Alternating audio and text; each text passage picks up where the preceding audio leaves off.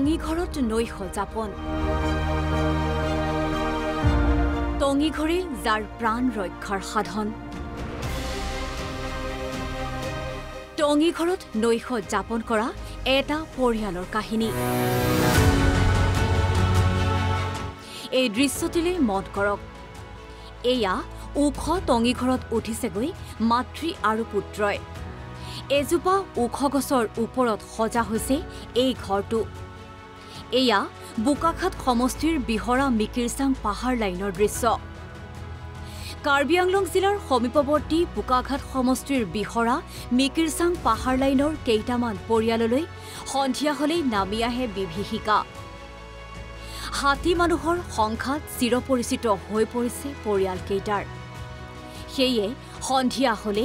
ওখ গছত আশ্ৰয় লোৱাৰ বাহিৰে উপায় নাথাকে তেওঁলোকৰ বাবে কি কম আৰু আমাকতো সুবিধা দিব লাগে চৰকাৰে আমাক সুবিধাই না আমি আপুনি চাইছে এই জংগল মাজত ববা কৰি আছে চাপৰি বনাই টঙি ঘৰটো আপুনি চাইছে কিয় টঙি ঘৰ আসলে বনাইছে আজি হাতীৰ কাৰণে আমি বনাইছো হাতী জাক জাক আহে আৰু আমি খেতি বাতিও কৰিলো মানে এয়া চাইছে জেওৰা কিটা ভাঙি পেলাইছে দিনৰ ভাগতে হাতী কেতিয়াবা ওলাই যায় সেইকাৰণে আমি টঙি ঘৰ সাজি লৈছো নিজৰ জীৱনটো ৰক্ষা কৰি সন্ধিয়া হলে মানে আমি সোনকালে খানা পিনা বনাই পেলাই আৰু খাই বৈ পাৰিলে কেতিয়াবা খাবলৈ সময় নহয় টঙিতে উঠাই পেলাই তেওঁলোকৰ নাই কোনো সা সুবিধা তথাপি উৰুখা পজাত সগৌৰৱে উৰিছে ত্ৰিৰংগা জীৱন ধাৰণৰ বাবে প্ৰয়োজনীয় ন্যূনতম সা সুবিধাৰ পৰা বঞ্চিত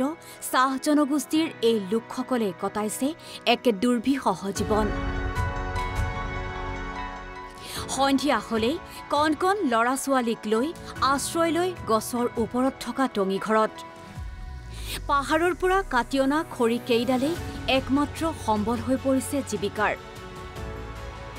কষ্ট কৰা খেতিৰ ধান কেইটাও সময়ত খাবলৈ পাবনে নাই সেয়াও অনিশ্চিত বনৰীয়া হাতীৰ পৰা পৰিত্ৰাণৰ একমাত্ৰ ভৰসা টঙিঘৰ কেইটাই মাথোন বন বিভাগক বাৰংবাৰ অনুৰোধ জনোৱা সত্ত্বেও আজিলৈকে পাৱাৰ ফেন্সিং চাৰ্জিং লাইটৰ সুবিধা নাপালে পৰিয়ালকেইটাই কি ক'ব আৰু চৰকাৰক কি ক'ম আৰু আমাকে যিখিনি এতিয়া হৈ আছে আমাৰ মানে এইকেইটা ফেচিলিটি দিব লাগে আমাৰ ফৰেষ্টৰ ডিপাৰ্টমেণ্টৰ পৰা আমাক চাৰ্জাৰ টৰ্চ দিব লাগে বম চম দিব লাগিব আৰু মাতিলে আহিব লাগে সিহঁতি কিন্তু নাহে আমি দিনৰ ভাগতো মাতিলে কেতিয়াও নাহে সিহঁতি ফোন কৰিলোঁ গৈ আছোঁ বুলি কয় নহয় কিন্তু এই বৰ্ষাবাৰী বাগানত মাতিলে গুচি যায় তাত দিনৰ ভাগতে হাতী খেদি আকৌ এইটো মানে জংঘল ফালে খেদি দিয়ে কিন্তু আমাৰ ইয়াত মাতিলে নাহে পঢ়া শুনা মানে এনেকুৱাই আৰু আমি এই মানে চলাৰৰ মানে সুবিধা লৈছোঁ সৰু মোৰ চলাৰ তাতে আৰু মানে দিনৰ ভাগতে পঢ়ে আৰু ৰাতি অলপ সময় মানে পোহৰটো দিওঁ আৰু সেইটো সময়তে পঢ়ে অলপ দেৰি তাৰপাছততো নোৱাৰে বেছিভাগতো পঢ়িব নোৱাৰে 6 দিন আগত বনৰীয়া হাতীৰ আক্ৰমণত নিহত হৈছিল সোনিয়া মুণ্ডা নামৰ এজন লোক বোকাখাতৰ পৰা জিন্তু কুৰ্মীৰ ৰিপৰ্ট NB নিউজ